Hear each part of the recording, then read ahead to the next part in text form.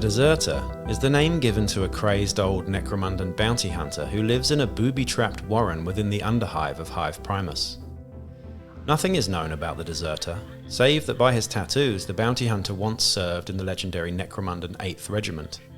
Because of this, various rumours abound about who he truly is, with some saying he was a disgraced general who lost his entire regiment in the some off-world war and was given the choice of execution or exile to the Underhive.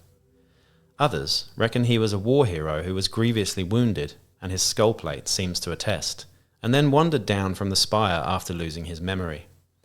Then there are those who say he is called the Deserter because that is just what he is, and Helmor's cronies simply stopped trying to bring him in, after their enforcers kept failing to come back. Whatever the truth is, the Underhive gangs are unsure why the Deserter is tolerated by Hive Primus authorities.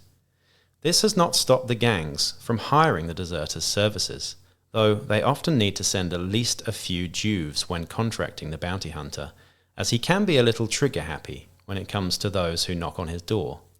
The skills he brings to a fight, however, are always worth it, as there are few individuals as talented as the Deserter when it comes to laying traps or setting ambushes. Howdy folks, and welcome back to Wellywood Wargaming. My name is Damon, and in this series I'll be undertaking the huge task of giving you every single Dramatis Personae and hired gun in the game of Necromunda in a sort of bite-sized video. A little bit of lore there for the Deserter, but I'm going to go and get into the stats for this guy as well. Now, we've only just got into the Ds, and I'm doing this all alphabetically, so it's going to take me probably the best part of the rest of the year. So please do support me by liking, sharing, subscribing, checking out the Patreon as well, and commenting down below just to get those algorithms popping off for me. That would be very, very nice indeed. Thank you very much. Anyway, looking at the Deserter, we have a bounty hunter here available to most gangs at 225 credits. Of course, these guys can be used as hired guns in your games just as they are, or you can use them as leaders in outcast gangs. This guy could be used as the latter, but I would say that you're probably more likely to use him in a sort of hired gun sort of scenario, I suppose. Anyway, 225 credits. It's quite expensive for what this guy does. Really nice model though. Before we look at the stats, I've got a model of this guy from Forge World, and it's a really nice one. I love the sort of knock-kneed, pin-toed sort of vibes going on there. He just looks like an old, crazy old man, which is really cool, with some sort of guard stuff on him as well, the backpack and the shoulder pads. Really nice looking model. I love the bionic eye there as well, and the shotgun's a nice and chunky one too. But anyway, looking into the stats and how this guy performs in games of Necromunda, he's got a movement of 4, which is rather slow, a weapon skill of 3+, and a ballistic skill of 4+, which seems kind of odd because this guy usually has more of a sort of shooting, I suppose, emphasis than a close combat emphasis. However, it is what it is. We have a strength of 3 and a toughness of 4, so average with the strength there, but a nice toughness 4. With 2 wounds is really nice as well, so this guy can be quite tough. Initiative 4 up. 2 attacks, and his mental stats are as follows. We've got a leadership of 7+, a cool of 6+, a willpower of 7+, and intelligence of 8+. So not the brightest spark, to be honest, considering he is a veteran of the guard. You'd think he'd be smarter than that, but maybe not. Anyway, skills that we have here, we get Medicae, Mentor, and Overseer. Overseer is a very powerful skill, but that's just been changed in the new rules to require a leadership check, which is not too bad when this guy's got an average leadership. We've also got Mentor, which is nice for some farming some extra XP.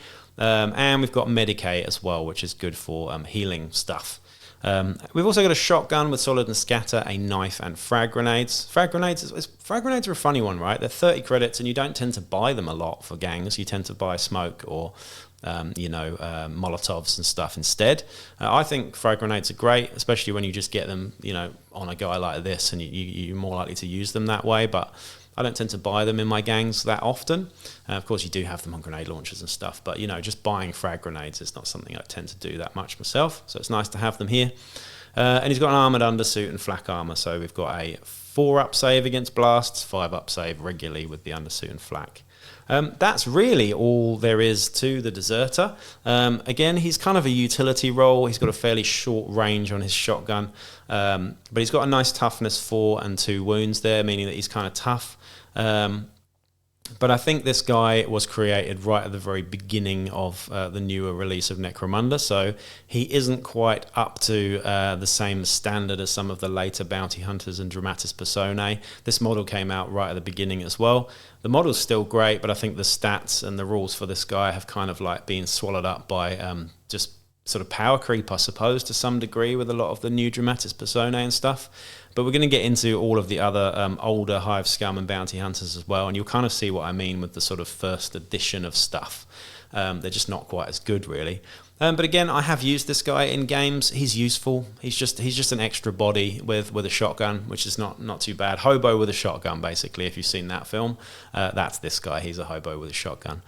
That's all I'm really going to say about the Deserter, though. A nice little bit of lore there. I think you could paint him up in a really cool style with maybe the Necromundan Spiders sort of colour scheme on the shoulder pads and stuff there as well. But yeah, I'd strongly recommend you get the model because it's just a nice model to have in your collection. Even if you don't use him as the Deserter, you could certainly use him in an Outcast gang as well, just as an extra looking fighter. Really cool. Anyway, that's it from me. So yeah, peace out.